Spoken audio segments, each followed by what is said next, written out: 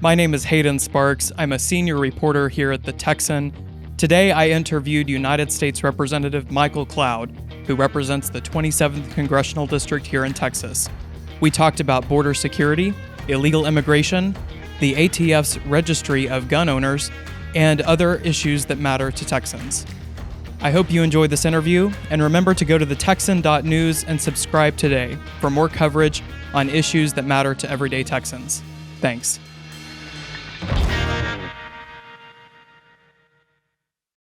Congressman, it is a privilege to be here with you in Austin. Thank you so much for joining us. Sure thing. Good to be with you. I want to jump right into it. You represent the 27th Congressional District, which is a unique district that spans into South Texas and comes up here to Austin.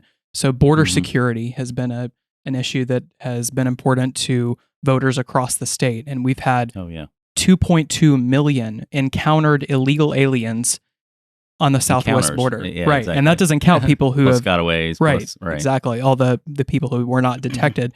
What do you think and what do you contend are the main reasons the Biden administration is either unwilling or unable to decrease detected illegal crossings?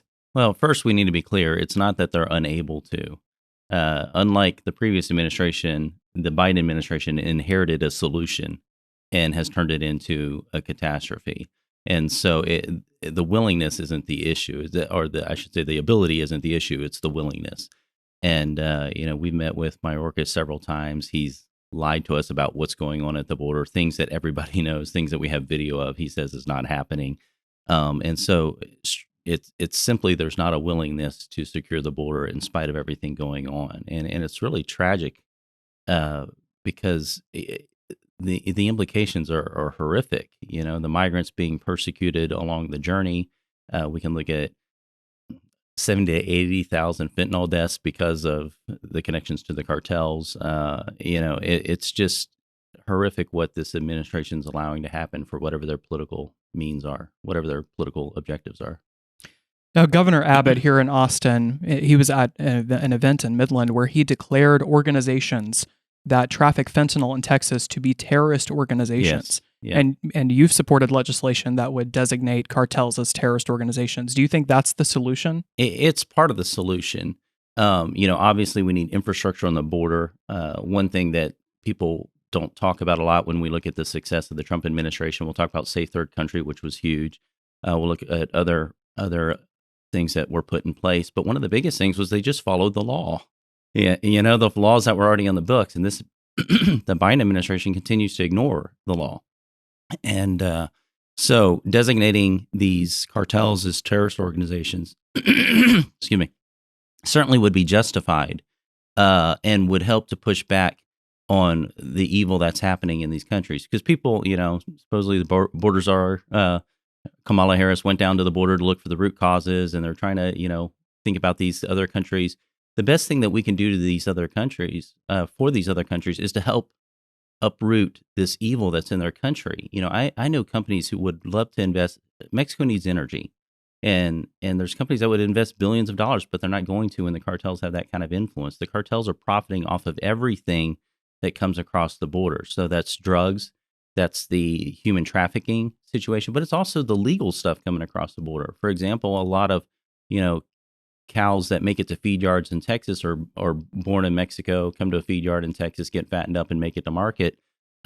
Even the ranchers in Mexico are having to pay to get their calves across the border. The avocado trade, the cartel's getting a kickback from that. And so their influence in these countries that are trying to develop is outsized. And so it's hard for them to develop a stable economy when the cartel is the primary strong arm influence in these regions. So what would you say to Democrats and skeptics who contend that all of this is timed and Republicans are overblowing the extent of the security risks and in terms of President Trump declaring it an emergency only after losing the majority in Congress, or Governor Abbott launching all of these border security measures the year of the Republican primary? How would you respond to those criticisms? Well, even in my few short years there, you've seen an awareness of what's happening at the border. When I first showed up in Congress, a lot of members didn't really know and kind of had the same attitude. Is it real? What's going on? And I, along with other members, have taken a number of trips to the border, bringing other members with us. I think people understand now that it's real. We have plenty of documented footage. We know what's going on, and it's definitely real. I would say the hardest part about communicating what's at the border is it sounds like you're over-exaggerating when you're just barely scratching the surface. And when it comes to telling these stories about the rape trees on properties, dead bodies found on properties, I've visited facilities where 30 to 50% of the young women have admitted to being sexually assaulted on the journey. And who knows how many don't want to talk about it. It's horrific. Anytime you have policies that a criminal element like that is looking forward to and begin to market your policies to the world, and you got to think like this is not the right way. And this administration continues to aid and abet these cartels in having this outside, and it's something like $200 million that they're making a month or something like that. It's just off the human trafficking. It's ridiculous. It's just unconscionable and completely immoral that we would allow this to happen. There was recently a conviction here in Texas of an individual who smuggled someone from Guatemala into Texas, and she ultimately died near Odessa, Texas. And they uncovered a human smuggling operation where people were, you were mentioning, being charged $10,000 to $12,000 to be smuggled into Texas. But these types of things have always gone on, unfortunately. What can Republicans promise in the coming Congress? Because there's been a lot of criticism of the Biden administration. If Republicans retake Congress, what types of policies would they implement to dramatically reduce this type of activity? Well, I can speak for myself and what we'll be pushing, and I know a number of other Republicans who agree on the issues will be, whether we can get the whole conference to support it and whether we can get it through the Senate and then onto the White House desk is a different issue. But, first of all, we've got to impeach Mayorkas. This guy is not acting in good faith. He lies to the American people. He lies about what's going on the border. I visited the facilities, and they'll literally lie about what's happening in front of our eyes. For example, there was once we're at a Donna facility and there's a bus loaded up with people, and we're like, hey, what's going on here? They're like, oh, that's a staff change. And it's like, you realize the bus has windows, right? And it's just that kind of, and you can't negotiate in good faith with somebody like that. It's not the fact that, we have a policy difference on these sorts of issues. It's that they're literally allowing a criminal element and then empowering them. And, there's been this, pushback from the liberal media and some of on the left about Abbott sending buses and DeSantis sending, migrants to different. Calling it human trafficking itself. Sanctuary cities. Yes. But the federal government's been doing that on the taxpayer's dime for the last several years, and it's just the duplicity would be comical if it wasn't so tragic. And the fact that we're dealing with so many lives just absolutely ruined. So we've got to start with the leadership. We need new leadership. The thing we have to stop doing as Republicans is stop sending this administration money to do bad things. We had a funding bill back earlier in the year, and they were talking about how this bill is going to be great. It's going to plus up DHS. That means more money for border security and everything like that. But we got to be savvy enough to know that, okay, we send the border bill over there, or we send a bill over there that pluses up DHS, and we're thinking that's more money for border security. We certainly need more money for border security. We need the infrastructure. We need the technology. We need, raises for Border Patrol. We need more Border Patrol agents and all those different kind of things. But the administration gets the money, and this is, it's more money to help with our human trafficking operation. And so they repurpose that in a sense for, literally, we're paying more to not build a wall that Congress has already told them to build the wall for. And so that's the kind of people we're dealing with. And we have to realize that when we're writing bills and passing legislation, and make sure that we're going to stop sending them money to do bad things until they start doing what they're supposed to be doing. I want to turn a little bit to the Second Amendment, because amid all of this crime and increase in illegal immigration, I think self-defense is probably at the top of mind for many people. Mm-hmm. And you've been an outspoken critic of a program at the ATF that collects data on gun owners by requiring businesses that have gone out of business to collect now up to 1 billion nearly records on exactly. firearm owners. What would you say? How would you characterize the threat to the Second Amendment that is in that program? Well, it's something we should all be wary of, because what's supposed to happen is, okay, there's records of gun purchases. If an FFL goes out of business, records up to 20 years would go to the ATF for safekeeping in case there's a crime. They can help trace it. First of all, very rarely is there been a law enforcement benefit from that. The cases are few and far between when you look at the data. But this kind of started out when we found out that in 2021, the ATF had amassed in 1 year close to 55 million gun records, and we thought that was kind of like a outsized number. That seemed kind of like a lot. And so we began to look into it and found out that indeed they had over time collected almost 1 billion gun records and put them into a digital searchable database. Mm-hmm. Now, it's already against the law to create a federal gun registry. But when does a searchable database of gun records not become a gun registry? And it's so from the left, it's like, oh, we'll just change the definition. That is, it's not a recession, even though it, every other time this has happened, it has been, or, everything that we see going on in a lot of the politics when it comes to this sort of thing. But the Inflation Reduction Act that doesn't reduce inflation and the like. But when it came to this, they have a searchable database, and literally what we've seen is now the ATF showing up and knocking on doors saying, hey, we have a couple serial numbers here of you purchasing some firearms. Can we see these? We're just doing a spot check in your house, on your front door.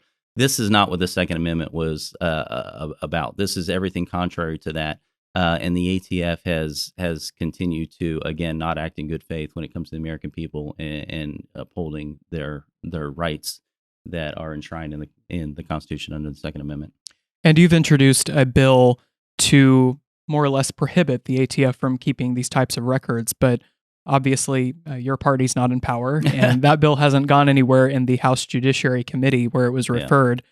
But do you think in the coming Congress, if Republicans are in charge, are you optimistic that bill could make some progress? I am optimistic that we will make some progress on that. Should the House flip, Jim Jordan will be chair of the Judiciary Committee, and he's not afraid to take on a fight, I guess, as we know. And so you've had conversations with your colleagues about this? Yes, yeah, okay. Very much. There's a lot of support among Republicans up there to understand that what the ATF is doing is not right.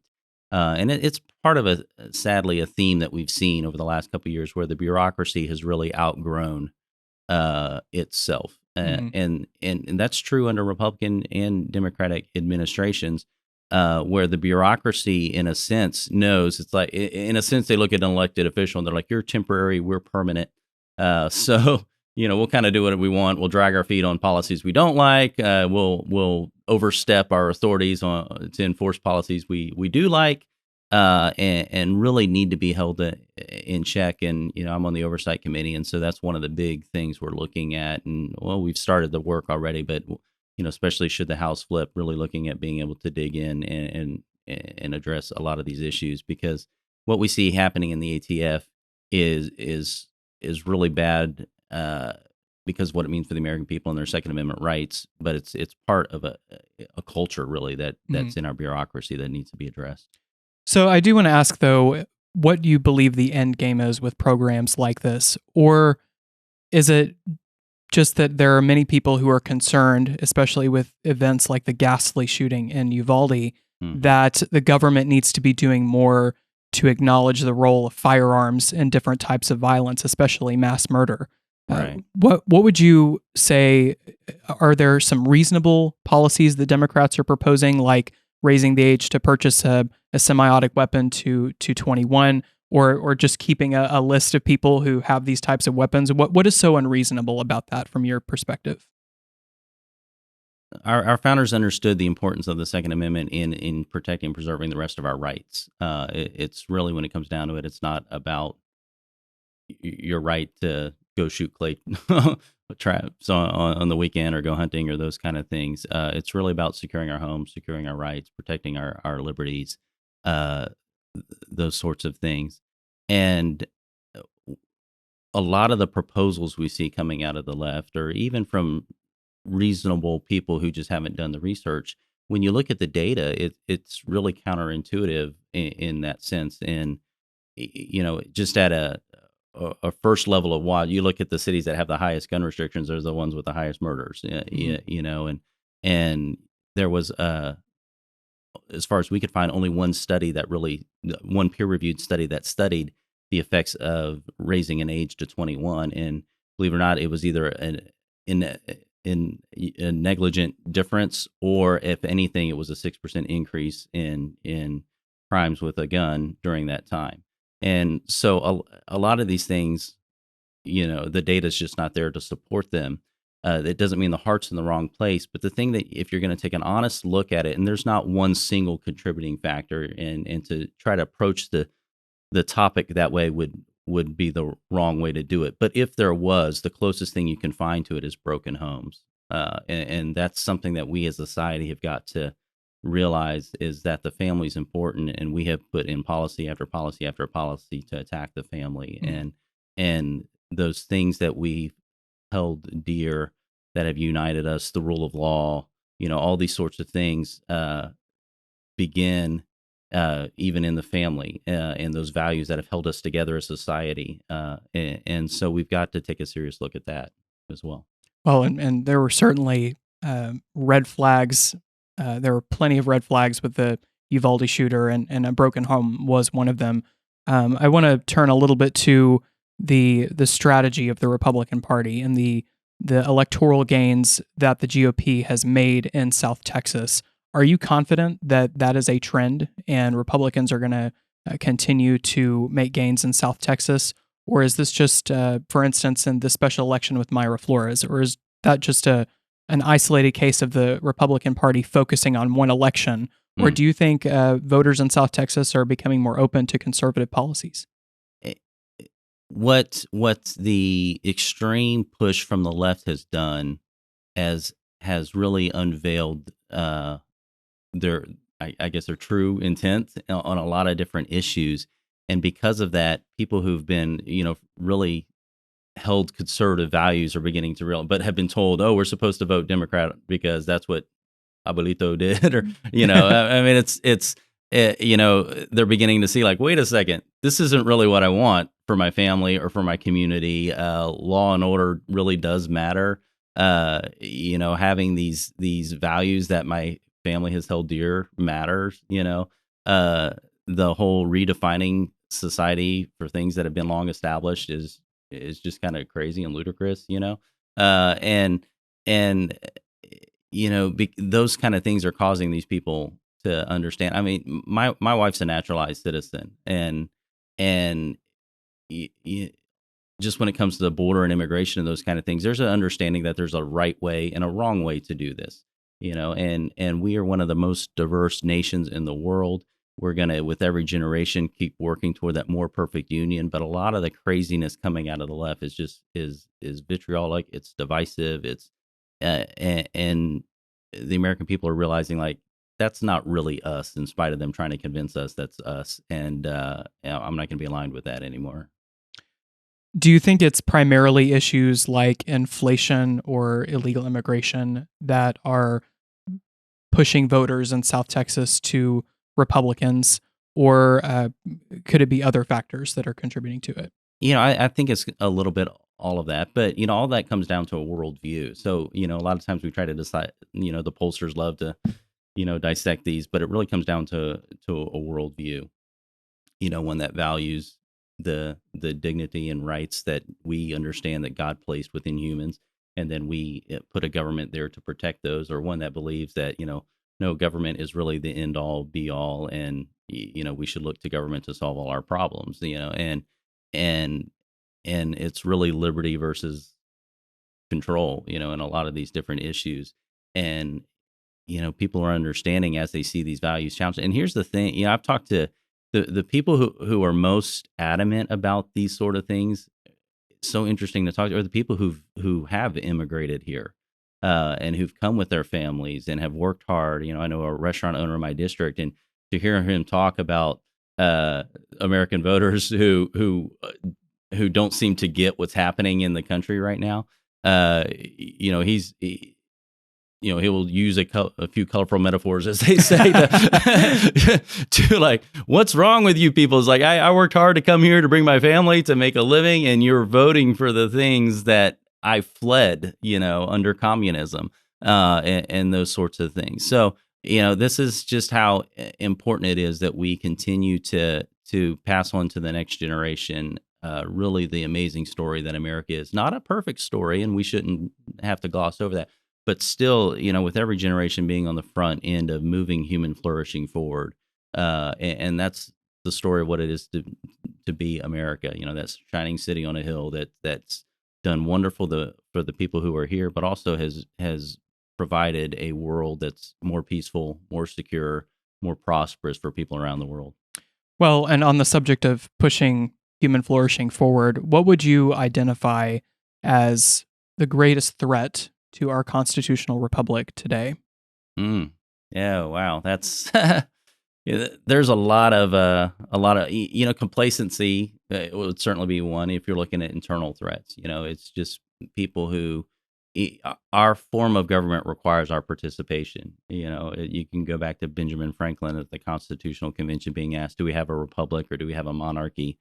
He said, we have a republic if you can keep it. Mm-hmm. We have to be diligent about it and not take these liberties for granted. And sometimes that's hard for people who've known nothing but what it means to be live under a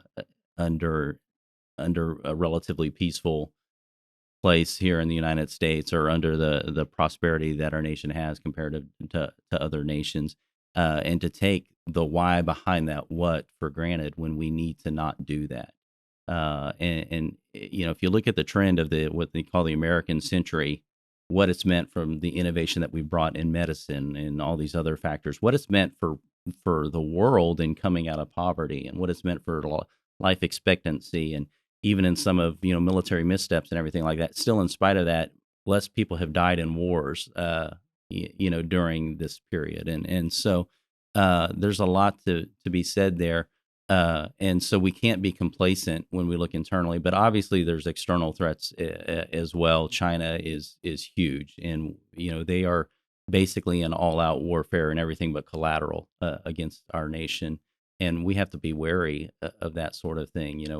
In the many different facets, from stealing seed technology to buying farmland to stealing trade secrets to currency manipulation to you can just go on and on and on, and that doesn't even touch the coronavirus and everything we've seen over the last couple of years, and we've got to take that very seriously from a federal perspective as well. I think there are probably fewer things that make our adversaries like China happier than seeing some of the division in our country and how we have a tendency to attack one another. Would you say that there are things that both sides can do? And you're a Republican, so I'll ask you about Republicans. But would you say that there are times when perhaps the way that Republicans or politicians on both sides characterize issues as an existential crisis or an apocalyptic identity crisis, do you think that could be toned down to more of a policy discussion? What do you think it's going to take for people to be able to have policy differences without and still unite around shared values? Yes and no. And here's the thing: a lot of the policy discussion, like if we think a generation ago, the difference between the right and left was more we had the same values for our communities, we had the same values for our nation.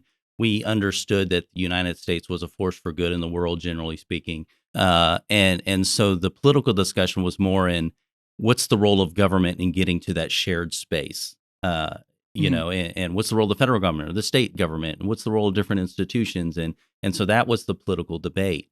But when the political debate is the U.S. is good or bad, or these things are good or bad, or in the case of the border, for example, are we going to aid and abet cartels, or are we going to secure the border? On some of these issues, there's not a lot of wiggle room when it comes to these sorts of liberty defining issues. And so you have to stand strong on we understand that these rights are not granted from government. They're placed within us from God, and then we put a government in place to protect them. And so you have to stand strong on some of those things. Now, when we can, and I'm a Texan. There's a lot of times, when it comes, I'm a Texan on the ag committee, and so there's a lot of ag issues or port issues where we're able to reach across the aisle for stuff that matters to Texas and work on those kind of nuanced policy things. But when it comes to some of these other things, if you're calling good evil and evil good, you can't negotiate on that, and so that's what makes the time and season we're in as a nation. And I would say too, if you study superpowers throughout history, they rise and fall for reasons. And sometimes when we're born, like I said, in the United States, all you can imagine is the United States being preeminent. But the truth is that nations do rise and fall for reasons. And we are at a point where, we've overextended military, where we've not been, we're the world's reserve currency, but we're not acting like the world's reserve currency and those sorts of things. And so the average cycle throughout history of a superpower is 240 to 250 years, and we're right in the middle of that. Right. And I believe in America. I have hope for our future, but we have to realize where we're at in order to make the changes needed to secure that for future generations. That's jarring to hear, because we've seen over the past couple of years things that we haven't seen in many generations in our country. And after Trump's win in 2016, we had years of protesting that culminated in the 2020 riots, and then after the January 6th event, there was a resolution introduced, and you voted against it, and gave a statement that I thought highlighted an important aspect of this debate. And you stated words to the effect that the government or the Capitol should not be considered a temple, and it should not be set up as this religious icon. What do you think it's going to take to restore the proper role of government in our lives as a tool rather than this idol? And what's notable is I had a conversation with some other people on the floor as we were about to vote on that, and I said, look, the language in here, it calls this Capitol the temple of democracy, and I had a few members like, oh my gosh, that's sacrilegious. But then, it was a tough vote. And anyway, so I was one of the few to vote the way I did. But it was intriguing, almost spiritualizing a government building. But that's the whole idea from the left and the movement behind it, is to replace God with government, and to where the government becomes the end all. Now, I'm not anti-government. Obviously, I'm serving in government because I think you can make a difference. I think there's a role and a proper function for it. But when we begin to ask things of government that we're supposed to be doing in ourselves, for example, and I'll just give you an example. A lot of times you'll hear that the number one role of government is to keep people safe. That is an important role of government, but the number one role of government is to keep people free. And if you get that backwards, that's what allows a lot of the missteps we've seen during the COVID pandemic with the lockdowns and all these sorts of things going on, where power's been abused because you get those two things backwards. So we have to keep people free first. That's our first essential job, is to protect those liberties, and then we can keep people safe. But that, from a worldview perspective, that comes back to understanding the proper role of government and understanding that government is not a god, and we should not look to it as such. Well said. Well, Congressman, thank you so much. We're going to leave it there, but I appreciate you coming to Austin, and our listeners, I'm sure, our watchers, appreciate you as well. Thank you so much. Thank you. God bless y'all.